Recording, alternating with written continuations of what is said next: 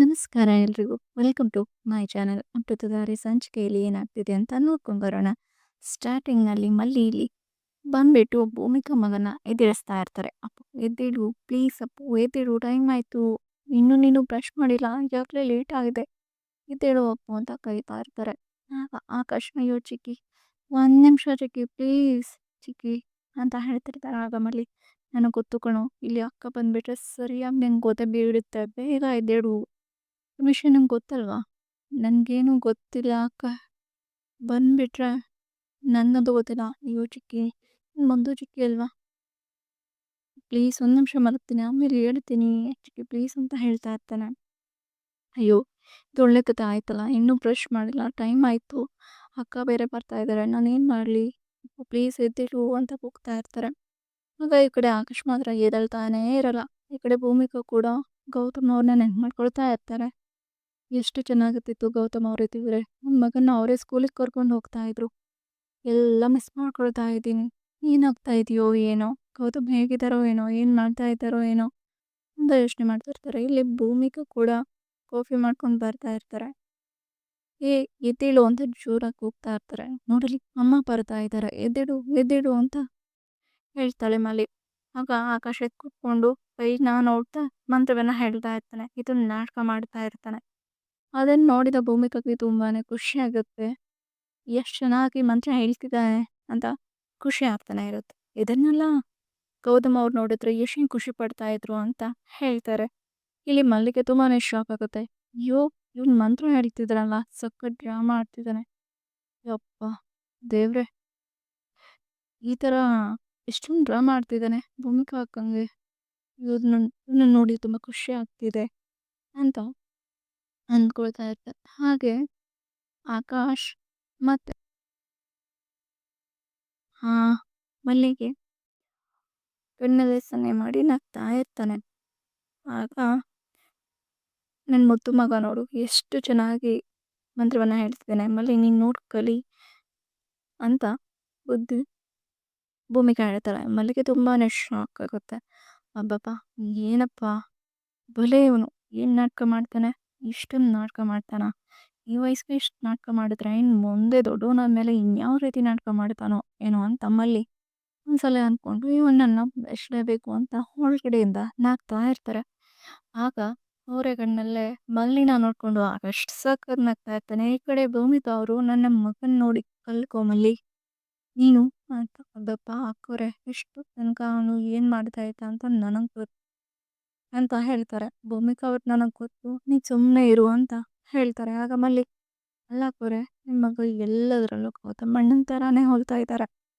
ಆಗ ಅಲ್ಲಿ ಆಕಾಶ್ "ಗೌತಮಣ್ಣ ಅಂದರೆ ಯಾರು?" ಅಂತ ಕೇಳ್ತಾರೆ. ಆಗ ಇಲ್ಲಿ ಭೂಮಿಕಾ "ಅಪ್ಪು ನೀನು ಹೋಗಿ ರೆಡಿ ಆಗು, ಅಲ್ಲಿಂದ ಹೋಗು." ಆಗ ಅಪ್ಪು ಅಲ್ಲಿಂದ ಹೋಗ್ತಾನೆ.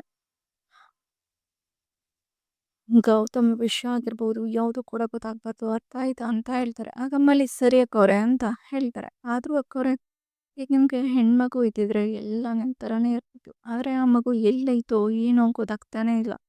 ಆದಷ್ಟು ಬೇಗ ಈ ಮಗು ಸಿಕ್ಬಿಟ್ರೆ ಸಾಕಲ್ವಾ ಅಕ್ಕವ್ರೆ ಅಂತ ಹೇಳ್ತಾರೆ. ಆಗ ಭೂಮಿಕಾ ಅವರು "ಅದೇ ನಾನು ಕೂಡ ಅಂದ್ಕೊಳ್ತಾ ಇರೋದು. ನೀನು ಯಾವುದೇ ಕಾರಣಕ್ಕೂ ಆಗ ಗೌತಮ್ ಅವರು ವಿಚಾರ ಹೇಳ್ಬೇಡ, ಮಾತಾಡೋಕ್ಕೆ ಹೋಗಬೇಡ" ಅಂತ ಮಲ್ಲಿ ಅವರು ಹೇಳ್ತಾರೆ. ಗೌತಮ್ ಅಣ್ಣನ ಬಿಟ್ಟು ಆದರೆ ನಿಮಗೆ ಗೌತಮ್ ಅಣ್ಣನ ಜೊತೆ ಮಾತಾಡಬೇಕು ಅಂತ ಅನ್ನಿಸ್ತಿಲ್ವಾ? ಆದರೆ ಅಷ್ಟು ಪ್ರೀತಿ ಮಾಡ್ತಾ ಇದ್ರಲ್ಲ, ಈಗ ಇಷ್ಟು ದೂರ ಹೇಗಿರೋಕ್ಕೆ ಸಾಧ್ಯ? ಒಂದಿನನೂ ಅವರು ನೆನಪಾಗ್ತಾನೆ ಇಲ್ವಾ? 5 ವರ್ಷ ಕಳೆದೋಯ್ತು ಅಂತ ಇಲ್ಲಿ ಮಲ್ಲಿ ಹೇಳ್ತಾರೆ. ಆಗ ಭೂಮಿಕಾ ಅವ್ರಿಗೆ "ನನಗೂ ಗೊತ್ತು ಮಲ್ಲಿ, ನನಗೆ ಪ್ರತಿದಿನ ಪ್ರತಿ ಕ್ಷಣ ಕೂಡ ನೆನಪಾಗ್ತಾರೆ. ಅವ್ರನ್ನ ನೆನೆಸ್ಕೊಳ್ತಾ ಇರ್ತೀನಿ. ಆದರೆ ನನ್ನ ಕಷ್ಟನೂ ಯಾಕೆ ಅರ್ಥ ಮಾಡ್ಕೋತಿಲ್ಲ? ಯಾರಾದರೂ ಹೇಳ್ಕೊಳ್ಳಿ ಅಷ್ಟೇ ಮಲ್ಲಿ" ಅಂತ ತುಂಬಾ ಬೇಜಾರಾಗ್ತಾ ಇರುತ್ತಾರೆ. ಮಲ್ಲಿ "ನಾನು ಅವ್ರಿಗೋಸ್ಕರ ನಾನು ಇಷ್ಟು ದೂರ ಬಂದಿರೋದು, ಅವರನ್ನು ಬಿಟ್ಟು ಒಂದು ಬಂದಿರೋದು. ಅವ್ರು ಚೆನ್ನಾಗಿರಲಿ,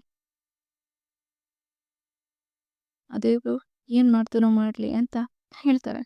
ಗೌತಮ್ ಅವರ ನೋಡಬೇಕು ಅಂತ ಆಸೆ, ಆದರೆ ಆ ಮನೆಗೆ ಹೋಗೋಕ್ಕೆ ಇಲ್ಲ. ದೇವರು ಯಾವತ್ತು ದಾರಿ ತೋರಿಸ್ತಾರೆ ನೋಡಬೇಕು. ಅಲ್ಲಿ ತನಕ ನಾವು ಕೂಡ ಕಾಯಬೇಕು ಮಲ್ಲಿ ಅಂತ ಹೇಳ್ತಾರೆ ಭೂಮಿಕಾ ಅವರು.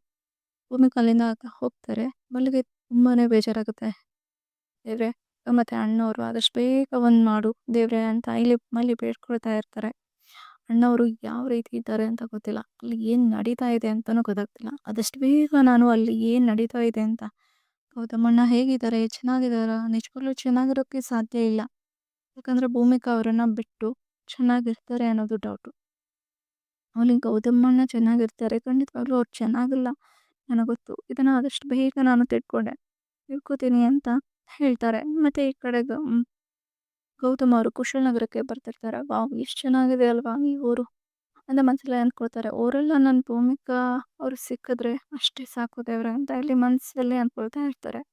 ಆದರೆ ಅದು ಈಗ ನನ್ನ ಎಸ್ಟೇಟ್ ಅಲ್ಲ ಅಂತ ಹೇಳಿ ಬೇಜಾರಾಗ್ತಾರೆ. ದೇವ್ರೆ ನಂಗೆ ಏನೂ ಬೇಡ. ನನಗೆ ಬೇಕಾಗಿರೋದು ನನ್ನ ಭೂಮಿಕಾ, ನನ್ನ ಚಿನ್ನ, ನನ್ನ ಬಂಗಾರ, ನನ್ನ ಆಸ್ತಿ ಎಲ್ಲ ಅವರೇ ನನಗೆ. ಅವ್ರ ಮುಂದೆ ಯಾವ ಆಸ್ತಿನೂ ಬೇಕಾಗಿಲ್ಲ. ನನ್ನ ಭೂಮಿಕಾನ ಮತ್ತೆ ನನ್ನ ಮಗಳು ಮೂವರು ಕೂಡ ನನಗೆ ಸಿಕ್ಕಿದ್ರೆ ಸಾಕು ದೇವ್ರೆ ಅಂತ ಇಲ್ಲಿ ಗೌತಮ್ ಅವರು ಮನಸ್ಸಲ್ಲಿ ಅಂದ್ಕೊಂಡು ತುಂಬ ಬೇಜಾರಾಗ್ತಾ ಇರ್ತಾರೆ. ದೇವ್ರೆ ಖಂಡಿತವಾಗ್ಲೂ ಈ ಕುಶಾಲನಗರದಲ್ಲೂ ನನ್ನ ಭೂಮಿ ಸಿಗೋ ಹಾಗೆ ನನಗೆ ದಾರಿ ತೋರಿಸು ದೇವ್ರೆ ಅಂತ ಇಲ್ಲಿ ಗೌತಮ್ ಅವರು ಅಂದ್ಕೊಳ್ತಾ ಇರ್ತಾರೆ. ಆಗ ಇಲ್ಲಿ ಹೀಗೆ ರಿವರ್ಸ್ ಮಾಡುವಾಗ ಕಾರಿಗೆ ಒಂದು ಹುಡುಗ ಅಡ್ಡ ಬರ್ತಾನೆ. ಆಗ ಕಾರಿನಲ್ಲಿದೆ, "ಏಯ್ ಎಷ್ಟು ಕಣ್ ಕಾಣಿಸಲ್ವೇನೋ ನಿನಗೆ?" ಅಂತ ಇಲ್ಲಿ ಗೌತಮ್ ಅವರು ಅರ್ಜುನ ಕೇಳ್ತಾ ಇರ್ತಾರೆ. ಅದು ನನಗೆ ಲೇಟ್ ಆಯಿತು ಅಂತ ಹೇಳ್ತಾರೆ. ಆಗ ಇಲ್ಲಿ ಗೌತಮ್ ಅವರು, "ಅಷ್ಟು ಗೊತ್ತಾಗಲ್ವೇನೋ? ಎಲ್ಲಿ ಜ್ಞಾನ ಇಟ್ಕೊಂಡು ಹೋಗ್ತಾ ಇದೆಯಾ ನೋಡು, ಒಂದು ವೇಳೆ ಏನಾದರೂ ಹೆಚ್ಚು ಕಮ್ಮಿ ಆಗಿದ್ರೆ ಏನು ಮಾಡೋದು ನಿನಗೆ? ಅಷ್ಟು ಮಾಡ್ಕೊಂಡು ಹೋಗೋಕೆ ಆಗಲ್ವಾ?" ಅಂತ ಗೌತಮ್ ಅವರು ಹೇಳ್ತಾರೆ. ಆಗ ಇಲ್ಲಿ ಶಾಕ್ ಆಗ್ತಾರೆ. ನಾನೇನೋ ಚಿಕ್ಕ ಹುಡುಗ, ನಿನಗೆ ಗೊತ್ತಾಗಲ್ವಾ? ಅಷ್ಟು ಕಣ್ ಕಾಣಿಸಲ್ವಾ ಅಂತ ಗೌತಮ್ಗೆ ಕೇಳ್ತಾರೆ.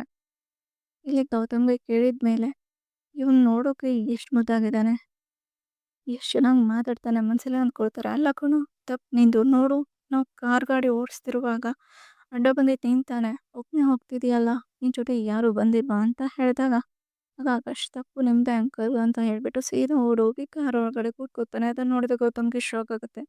ಇವನೇನು ಸೀದಾ ಹೋಗಿ ನನ್ನ ಕಾರ್ನಲ್ಲೇ ಕುತ್ಕೊಂಡಿದ್ದಾನಲ್ಲ, ಇಳಿಯೋ ಕೆಳಗೆ ನೀನು ಯಾಕೆ ನನ್ನ ಕಾರಲ್ಲಿ ಹತ್ಕೊಂಡು ಕೂತಿದೀಯಾ ಅಂತ ಹೇಳ್ತಾರೆ. ಆಕಾಶ್ ಅವರು, ಅಯ್ಯೋ ಅಂಕಲ್ ಇದೆಲ್ಲ ಬಿಟ್ಬಿಡಿ, ಈಗ ನೀವು ಬೇಗ ಬನ್ನಿ ಅಂಕಲ್, ಟೈಮ್ ಆಯಿತು, ಪ್ರೇಯರ್ಗೆ ಟೈಮ್ ಆಯಿತು, ಆಮೇಲೆ ಹೊರಗಡೆ ನಿಲ್ಲಿಸ್ಬಿಡ್ತಾರೆ, ಅಂಕಲ್ ಬೇಗ ಬಂದ್ಬಿಟ್ಟು ನನ್ನ ಡ್ರಾಪ್ ಮಾಡಿ ಅಂತ ಇಲ್ಲಿ ಆಕಾಶ್ ಕೇಳ್ತಾ ಇರ್ತಾರೆ. ಗೌತಮ್ ಅವರು, ಅಬ್ಬಬ್ಬ ಏನು ಹುಡುಗ ಇವನು, ಹಾಗಾದರೆ ಇವನನ್ನು ಡ್ರಾಪ್ ಮಾಡಲಿ ಅಂತಲೇ ಈ ರೀತಿ ಕಾರಿಗೆ ಅಡ್ಡ ಬಂದಿದ್ದಾನೆ, ಲೇ ಚಾಲಾಕಿ ಇವನು ಅಂತ ಹೇಳಿ ಗೌತಮ್ ಅವರು ಕಾರ್ ಹತ್ರ ಹೋಗ್ತಾರೆ. ಆಕಾಶ್ ಅವರು, ಅಯ್ಯೋ ಅಂಕಲ್ ಪ್ಲೀಸ್ ಅಂಕಲ್ ಲೇಟ್ ಆಯಿತು uncle, sorry uncle, please uncle ನನ್ನ ಡ್ರಾಪ್ ಮಾಡಿ ಅಂಕಲ್ ಅಂತ ಹೇಳ್ತಾರೆ. ಆಗ ಇಲ್ಲಿ ಗೌತಮ್ ಅವರು ಸರಿಯಪ್ಪ ಅಂತ ಹೇಳಿ ಕಾರನ್ನು ಹತ್ಕೊಂಡು ಡ್ರೈವ್ ಮಾಡ್ತಾರೆ.